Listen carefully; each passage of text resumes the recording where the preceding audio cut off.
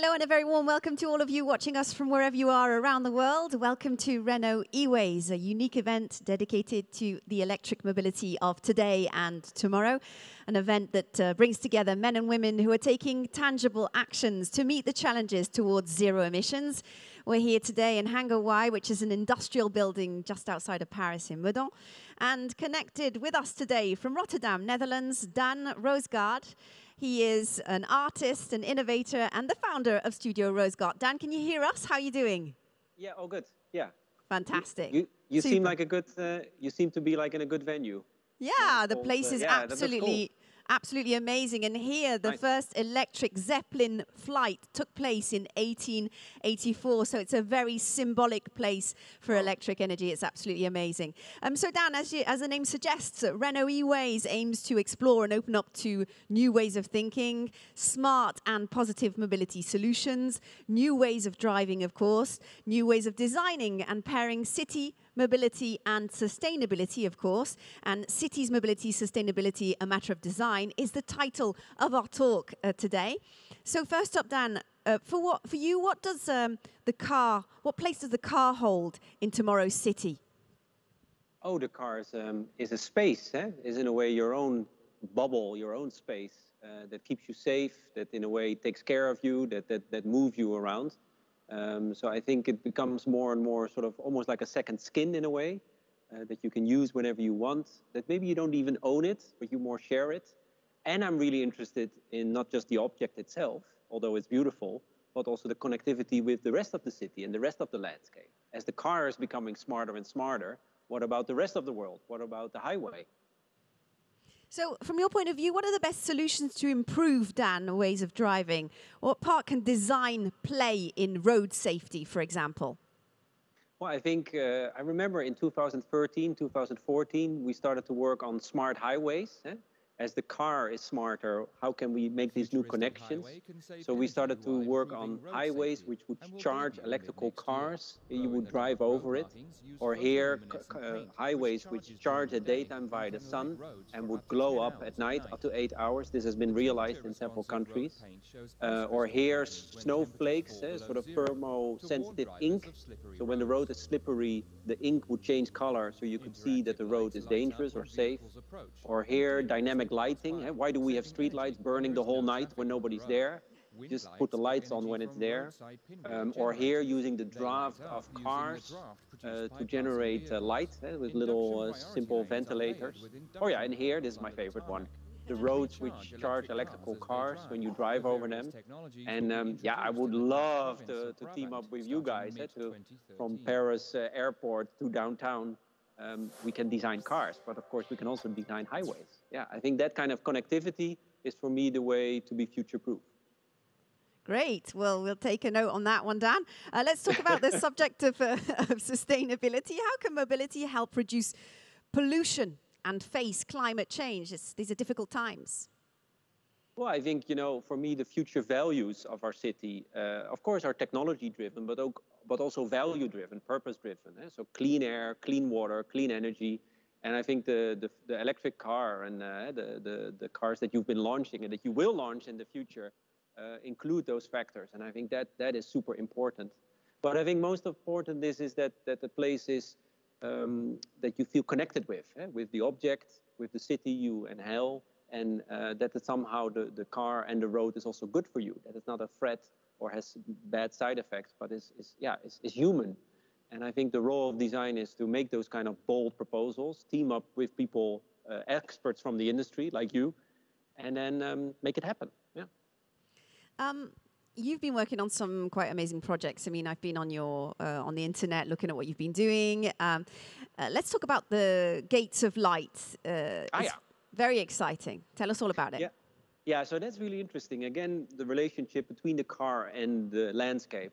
So when you have headlights, normally you just beam the light, and the light is sort of waste. You see it from your car, but the rest of the surrounding is sort of mute.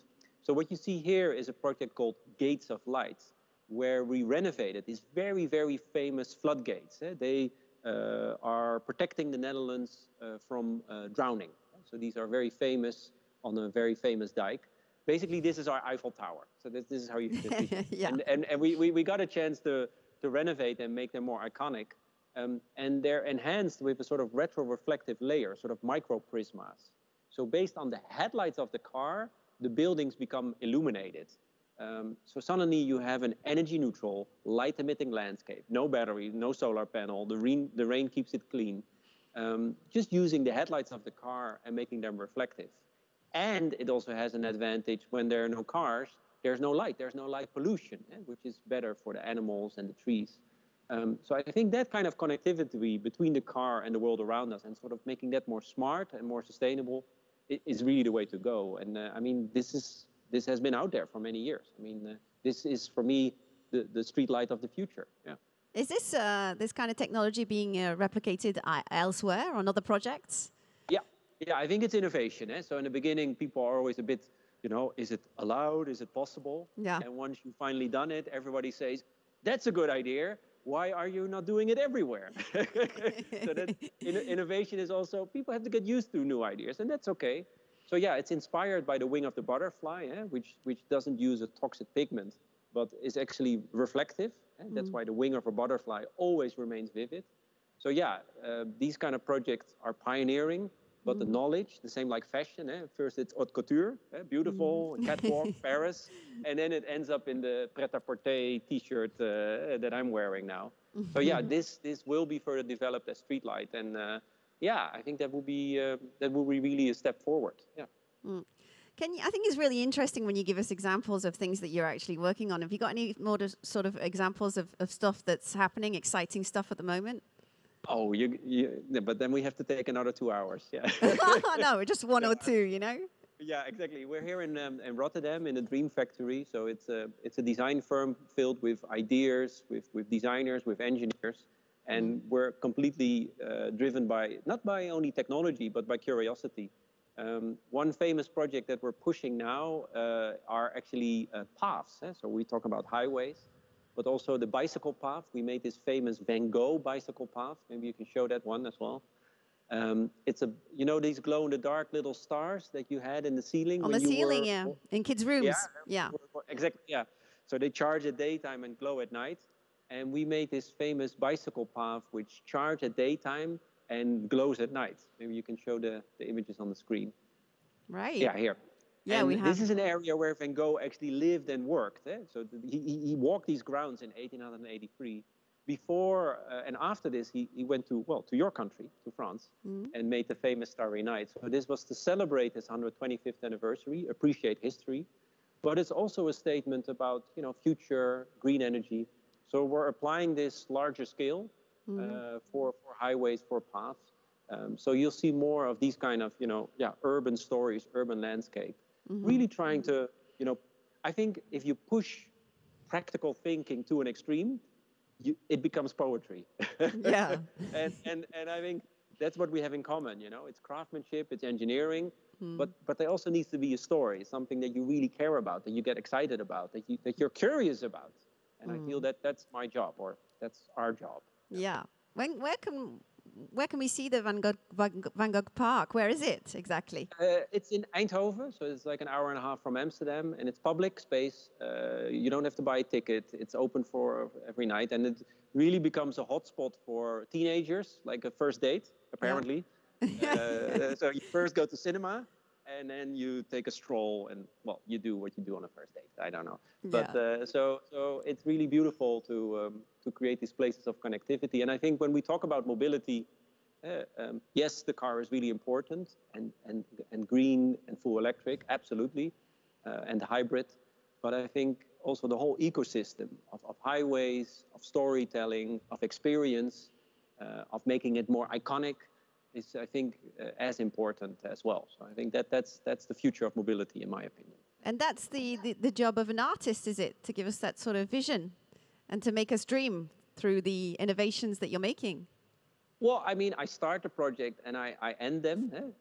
In the meantime, of course, I'm surrounded by people who are way smarter than me, and that's a good thing. That I cherish that. So yeah, I mean, my job is to if we cannot imagine the future, we won't get there, right?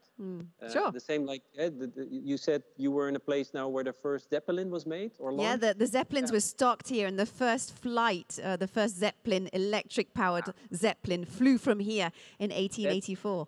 So I mean, that's amazing. So we first have to imagine the future, and only then we can construct it and engineer it. So yeah, so I see it as my job to trigger that curiosity, and then team up with some good people and make it happen. You know. So like art is a trigger. It's like inspiring science. Yeah, art is an activator to activate curiosity, to activate science, and in the end, it's also about making stuff. Like the car you have on your right there. It's about showing and look, it can be done. And I think that inspires people, that activates people, you know. And I think that's, especially in a time like this, is more important than ever. Yeah. On a more personal note, and this will be my last question, Dan. What is the most important matter for an architect today? That's a wide, large question. Yeah. That's a wide. Yeah. Can you? I mean, I can give you a 2-hour answer on that. Yeah. Can you be a little bit more specific, or you want?